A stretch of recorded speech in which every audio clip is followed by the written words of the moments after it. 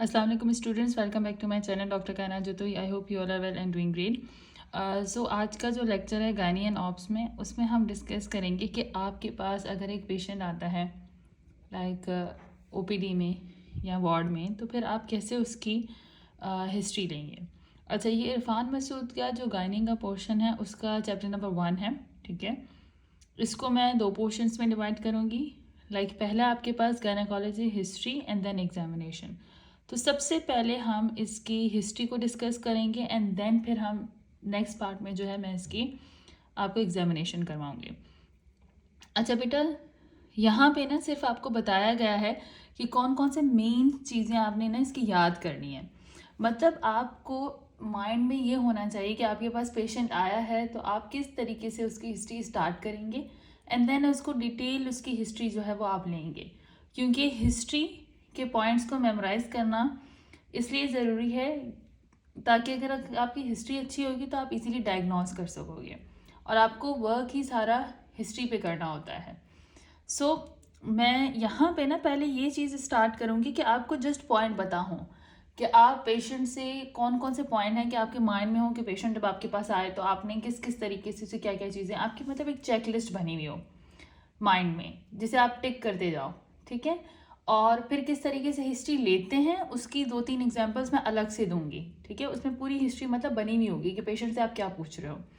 अच्छा, एक और चीज़ आपने याद रखनी है कि अभी तो मैं उसका फर्स्ट स्टेप आपको डिस्कस कर रही हूँ कि हिस्ट्री आप लेते किस तरीके से हो।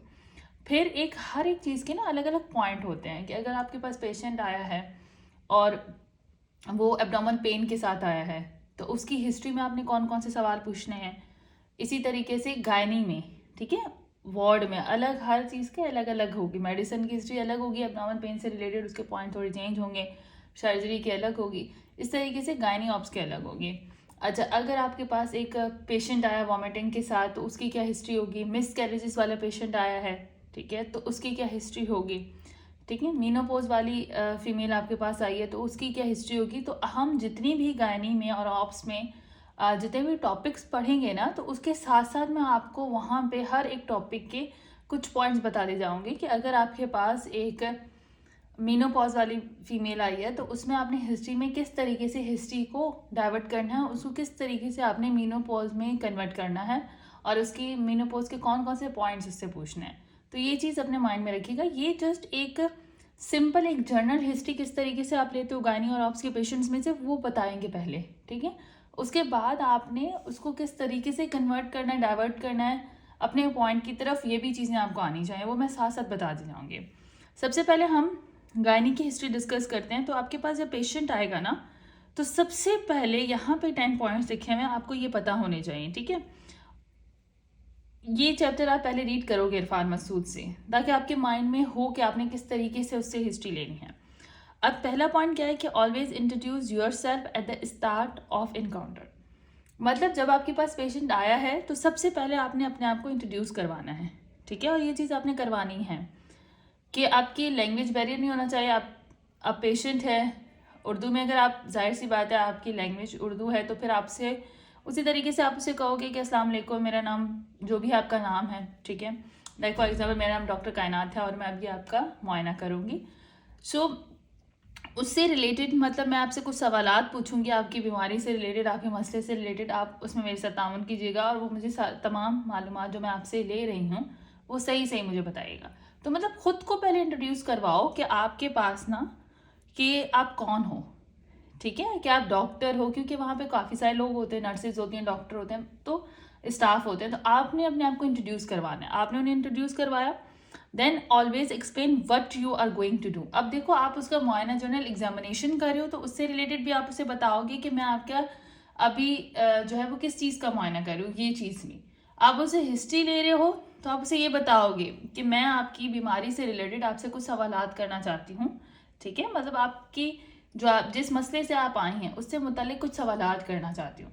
आप मेरे साथ तामुन कीजिएगा और उनका सही सही मुझे जवाब दीजिएगा, ताकि फिर जो भी आपकी बीमारी है उससे रिलेटेड मैं आपको ट्रीट कर सकूँ। तो मतलब इस तरीके से आपके माइंड में होना चाहिए। अच्छा, then consultation should ideally be held in close room with no one else present. अच्छा, ये पेशेंट, क्योंकि जाहिर सी बात है ये कॉन्फिडेंशियल होता है, आपके साथ सिर्फ आपका पेशेंट है, उस रूम में कोई और नहीं होना चाहिए, ठीक है। और अगर आप एग्जामिनेशन कर रहे होते हो तो उस वक्त आपके पास अगर फीमेल्स हैं ऑब्वियसली गायनी में, तो आपके पास एक अटेंडेंट जो आपके साथ आपके स्टाफ मेंबर होना चाहिए, वो भी फीमेल होनी चाहिए आपके साथ, ठीक है। तो आप उस वक्त अलाउ कर सकते हो, लेकिन पर्सनली आपने आपका पेशेंट के साथ जो है उस रूम में सिर्फ एक उसका और आपका ताल्लुक होना चाहिए। मीन्स कोई और थर्ड पार्टी इन्वॉल्व नहीं होनी चाहिए, ठीक है, क्योंकि उसकी इन्फॉर्मेशन जस्ट आपके पास हो, आपके अलावा किसी और के पास ना हो। Always listen to what the patient is saying and don't interrupt, ठीक है। अच्छा, आपने उससे सवाल पूछा ना कि आप मेरे पास किस बीमारी से आए हो, किस मसले की वजह से आए हो, तो उसे बोलने दो। वो डिटेल हिस्ट्री बता रहे हो, उसे बताने दो, ठीक है। उसमें से कौन सी चीज़ों को आपने पिक करना है, अपनी हिस्ट्री में लिखना है, वो एक अलग बात है, लेकिन उससे उस वक्त इंटरप्ट मत करो। वो जो कहना चाह रहा है वो कहे। पेशेंट जो आपके पास आया है वो अपना मसला बता रहा है, उसे बताने दें, ठीक है। उसके अलावा भी अगर आप कोई उससे सवाल पूछोगे ना कि फॉर एग्जांपल ये बीमारी कब से आपको, तो वो आपको अरसा बताएगा, पहले मुझे ये हुआ था, फिर मुझे ये हुआ था, फिर अब मुझे ये हुआ। उसे कहने दो, ठीक है। किसी भी चीज़ में आपने उसको इंटरप्ट नहीं करना, ताकि आपको पता चले कि उनकी मतलब नौवियत उस बीमारी की या वो जिस मसले से आया है, ठीक है, उसके माइंड में भी क्या चीज़ उसके साथ लिंक कर रही है। तमाम चीज़ों से आपको जो है वो होना चाहिए कंसर्न, कि आपको पता हो कि पेशेंट किस तरीके से आपको बता रहा है। अच्छा, always begin with an open ended question, ठीक है। मतलब आपको ओपन एंडेड सिंपल क्वेश्चन उससे पूछने हैं। कब से आपको ये बीमारी है, ठीक है, कितने अरसे से आपको बीमारी हुई है, कब ये स्टार्ट हुई थी, इस तरीके के आपको ये सवाल पूछना है उससे।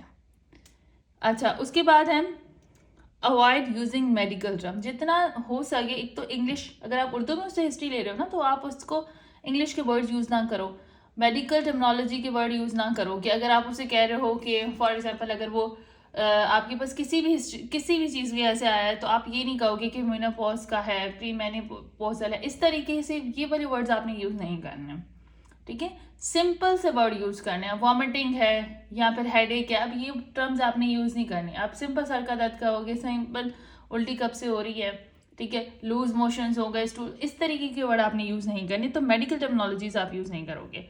अवॉइड आस्किंग लीडिंग क्वेश्चन, ठीक है। ऐसे क्वेश्चंस आप ऐसे क्वेश्चंस उससे नहीं करोगे कि तो आप ये कहो कि उसकी आप हिस्ट्री ले रहे हो, ठीक है, फिर आप उसे कह दो कि अच्छा आप ये बताओ आपके घुटनों में भी दर्द है, हालांकि उसका कोई उसे सरोकार ही नहीं है, ठीक है। पेट की दर्द का, अगर घुटनों के दर्द के साथ उसे वॉमिटिंग हो रही है प्रेगनेंसी के साइन एंड सिम्टम्स की वजह से, और आप उसे कहो घुटनों में भी दर्द है, तो इस तरीके के क्वेश्चंस आपने नहीं पूछने। हमेशा रिलेटेड, इसी वजह से क्वेश्चंस आपको याद करवाए जाएंगे कि आपने रिलेटेड उसी की बीमारी से रिलेटेड जो और एसोसिएटेड जो उसके साथ बीमारियां, उनके साथ रिलेटेड जो क्वेश्चन है जस्ट आपने वो पूछने हैं। अच्छा, avoid writing and talking to patient at the same time. अच्छा, ऐसा नहीं कि आप उससे वो बात भी करें और लिखते भी जाओ, नहीं, कुछ आपने सारी चीज़ें माइंड में रखनी है। अगर उसे बात करो तो उस वक्त लिखोगे नहीं, क्योंकि वो समझेगा कि पेशेंट समझेगा कि डॉक्टर को परवाह ही नहीं है या मुझे सीरियस नहीं ले रहा, तो वो काफ़ी सारी चीज़ें आपको गलत भी बता देगा। तो इसलिए उसको गौर से सुनो, ठीक है। Always introduce yourself the moment patient encounter begins. वही आपको इंट्रोड्यूस तो आपने स्टार्टिंग में करवा दिया, ठीक है। अच्छा, female chaperone should always be present for pelvic and rectal examination. अच्छा, आपके साथ ना आपके स्टाफ में से एक फीमेल ज़रूर होनी चाहिए, ठीक है, जब भी आप उसकी एग्जामिनेशन कर रहे हो, रेक्टल एग्जामिनेशन या पेल्विक एग्जामिनेशन। तो ये कुछ रूल्स है कि हिस्ट्री लेते वक्त आपको किसी चीज़ें पता होनी चाहिए। अब हिस्ट्री के पॉइंट क्या है, किस तरीके से आप हिस्ट्री को लेके चलोगे, ठीक है। अब ये हिस्ट्री इस तरीके से चलेगी कि सबसे पहले identify data and source of history, chief presenting complaint. देखो, सबसे पहले डेटा कलेक्ट करना है, वो मैं आपको बताऊंगी कि कैसे। डेटा में आपने उससे आगे सारी चीज़ें लिखी हुई हैं कि मतलब पेशेंट का नाम, उसकी उम्र, उसका मैरिटल स्टेटस, मैरिड है या नहीं मैरिड है, कितने सालों से मैरिड है, ठीक है, क्या काम करती है, अच्छा कब एडमिट हुई है, ठीक है। तो आपने ये तमाम चीज़ें उसकी लिखनी होती है, मतलब उसकी पर्सनल इन्फॉर्मेशन। चीफ, फिर उसके बाद कंप्लेंट, जिस वजह से वो आई है, कि मतलब आप मेरे पास किस मसले से आए हो, ये चीज़ आपने लिखनी होती है। Then history of presenting illness, ठीक है, कि जिस मसले से वो आई है उसकी सारी डिटेल आपने लिखनी है। अगर वो आपके पास जो है वॉमिटिंग की कंप्लेंट लेके आई है, तो वॉमिटिंग के सारे सवाल आपने डिटेल से लिखने हैं, उससे पूछ के उनके जवाब मतलब डिटेल से आपने वो लिखनी है। फिर है गायनेकोलॉजिकल हिस्ट्री, ठीक है। फिर ऑब्स्टेटिक हिस्ट्री, आपने गायनी की हिस्ट्री सारी लेनी है, उसे ऑब्स की लेनी है, सारी चीज़ें बताऊंगी। रिव्यू ऑफ सिस्टम, हर एक सिस्टम, ठीक है। सीवीएस से रिलेटेड जितने भी क्वेश्चंस हैं आपके, रेस्पिरेटरी सिस्टम से रिलेटेड जितने क्वेश्चंस हैं, ठीक है। तो ये तमाम चीज़ें, किडनी से रिलेटेड जितने सिस्टम है, इन्फेक्शन से रिलेटेड, तो वो सारी चीज़ें आपने सिस्टमिक उसका रिव्यू ले लेना है। देन उसकी पास्ट हिस्ट्री, ठीक है, कि पहले कहीं एडमिट तो नहीं हुई, कहीं से मेडिकेशन तो नहीं ली, वो तमाम चीज़ें आपने लेनी है। फैमिली हिस्ट्री उससे लेनी है, ठीक है। फैमिली हिस्ट्री मतलब किसी को कोई और बीमारी तो नहीं है फैमिली में, हाइपरटेंशन है या मायोकार्डियल इन्फार्क्शन है, डायबिटीज़ है, वो तमाम चीज़ें आपने लेनी है। पर्सनल एंड सोशल हिस्ट्री में आपने यही पूछना है कि मतलब कहाँ रहती हैं, कितने कमरों का घर है, पानी कौन सा पीती हैं, तनख्वाह कितनी है शौहर की, ठीक है। तो ये तमाम चीज़ें आपने पूछनी है। अब आ गए पॉइंट्स जो हमने यहाँ पे डिस्कस किए ना, कि ये इस तरीके से आपने अपनी फाइल लेके चलनी है हिस्ट्री की। अब इसमें से इन तमाम पॉइंट्स को ना डिटेल में क्या आपने, अगर आपने आइडेंटिफाई करना है डेटा को, मतलब डेटा आइडेंटिफिकेशन का जो पहला ऑप्शन होता है कि मतलब सबसे पहले आपने उसे पूछना होता है कि उसका नाम क्या है, प्रॉपर नेम, सरनेम के साथ पूरा नाम आपने लिखना होता है, ठीक है। ताकि इससे ये होगा कि अगर दो फाइल्स बनती हैं तो अगर पेशेंट्स के नेम सेम है तो सरनेम डिफरेंट होगा, तो उससे आपको पता चल जाता है। तो आपने पूरा सरनेम के साथ नाम याद रहना है। फॉर एग्जाम्पल अगर आपके पास कोई भी नाम ले रहे हो, ठीक है, कोई भी आपके पास पेशेंट है, तो उसमें जैसे आमना रियाज है तो आपने पूरा नाम लिखना है आमना रियाज, आपने जस्ट आमना नहीं लिखना। अच्छा, उसके बाद एज, कितने साल की उम्र है वो आपने उससे पूछनी है, ठीक है। मैरिटल स्टेटस, मैरिड है अनमैरिड है। ऑक्यूपेशन, कौन सा काम करती है, ठीक है, किस इदारे में है, हाउस वाइफ है या कहीं कंपनी में जॉब करती है या स्कूल में टीचिंग करती है, कुछ भी जो भी वो करती है वो आपने लिखना है, वो आपको पता होना चाहिए। किस वक्त आपके पास आई है, डेट ऑफ एडमिशन क्या है, ठीक है। मोड ऑफ एडमिशन किसके थ्रू आई है, मतलब कब आई, ईआर में आई थी, ओपीडी में आई थी, कैसे आई थी, ठीक है, ये चीज़ आपको पता नहीं। इमरजेंसी में आई है, ओपीडी में आई है और कब आई है, वो तमाम चीज़ें आपने लिखनी है। एड्रेस एंड कॉन्टैक्ट इन्फॉर्मेशन वो भी आपने लेनी होती है इसकी। अच्छा, हॉस्पिटल रिकॉर्ड नंबर, तो वो जो सीरियल नंबर लेके आएगी उसके ऊपर लिखा हुआ होगा, ठीक है। अच्छा, लास्ट मैसेज पीरियड आपने उसका लिखना है। पार्टनर्स डिटेल एंड ऑक्यूपेशन, अगर इनफर्टिलिटी की केसेस है तो उनके अंदर रेलिवेंट होती है, ठीक है। अब देखो लाजमी इसमें से कौन कौन सी चीज़ें हैं, नाम, ठीक है, एज, अच्छा, उसके अलावा ऑक्यूपेशन उसका क्या है, मैरिटल स्टेटस उसका क्या है, ठीक है, कब आई है, किस वक्त हॉस्पिटल में आई है, किसके थ्रू आई है, ओपीडी में आई है या ईआर में आई है, ठीक है, ये चीज़ें हमने पूछनी होती हैं। अच्छा, एलएमपी भी आपने, क्योंकि गायनी की हिस्ट्री है तो लास्ट मेंस्ट्रुअल पीरियड आपने ज़रूर उसका वहाँ पे शो करना होता है। अच्छा, कुछ लोग कहते हैं कि कोमोर्बिडिटीज़ भी, लाइक उसे हाइपरटेंशन है, डायबिटीज़ वगैरह, तो वो भी आप उस वक्त इसी में ही लाइन में शो कर सकते हो। अब ये सिर्फ मैं आपको बता रही हूँ कि किस तरीके से आप हिस्ट्री स्टार्ट करोगे, कैसे एक पर्सन की लेनी होती है, वो पूरी एक एग्जाम्पल मैं आपको दूंगी। अच्छा, अब इसका फर्स्ट पॉइंट तो डिस्कस हो गया कि identify data and source of history. अब उसके बाद है उसकी चीफ कंप्लेन। अच्छा, चीफ कंप्लेन बेटा हमारे पास क्या होती है कि इसके अंदर ना आपके मतलब वो किस वजह से आपके पास आई है, आपको ये पता हो कि वो किस वजह से आई है। तो these are the principal symptoms that cause the patient to seek medical attention, ठीक है। देखो बेटा, मतलब चीफ कंप्लेन क्या है कि आप उससे पूछोगे कि आप, ओपन एंड क्वेश्चन है ना, कि आप किस तकलीफ की वजह से मेरे पास आई हैं, ठीक है। और अगर एक से ज़्यादा आपके पास होंगी ना उसकी कंप्लेंट्स, तो आप उसे क्रोनोलॉजिकल ऑर्डर में करोगे। किस तरीके से, कि मतलब आपके पास ना जो पहली कंप्लेन है, जैसे वो कहेगी कि मुझे 10 दिन से बुखार है, 3 दिन से खांसी है, 1 दिन से डायरिया है, तो आप क्या लिखोगे, फीवर 10 डेज, ठीक है। फिर उसे कफ कितने दिनों से, वो आपने लिख दिया, फॉर एग्जाम्पल 3 डेज है। अगर उसको आगे डायरिया 1 डे से, तो आपने, तो मतलब जो पहले उसे हुई ये चीज़ वो आप लिखोगे। If greater than 1 chief complain, always ask which symptom is more concerning for the patient. अच्छा, अब एक से ज़्यादा है ना, अगर एक से ज़्यादा, जैसे उसे बुखार भी है, खांसी भी है, डायरिया भी, तो आप उससे पूछोगे कि ना शिद्दत किस में ज़्यादा है, अभी मतलब कौन सी चीज़ आपको और तक तकलीफ दे रही है, तो वो भी माइंड में होना चाहिए।